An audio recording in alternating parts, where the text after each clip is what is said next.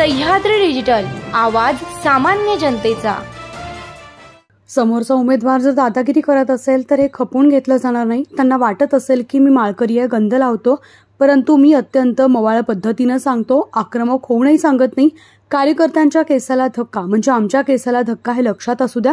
त्यामुळे दादागिरी करून निवडणूक लढण्यापेक्षा संविधानिक पद्धतीने निवडणूक लढा असा इशारा बाबाजी काळे यांनी महायुतीचे उमेदवार दिलीप मोहिते यांना दिलाय। खेड आळंदी मतदारसंघाचे महाविकास आघाडीचे उमेदवार बाबाजी काळे यांचा खेड तालुक्याच्या पश्चिम भागात गावभेट दौरा पार पडला। यावेळी काही कार्यकर्त्यांनी खासगीत उमेदवार बाबाजी काळे यांच्याकडे तक्रार केली। या भागातील कार्यकर्त्यांवर दबाव टाकण्यात येतोय।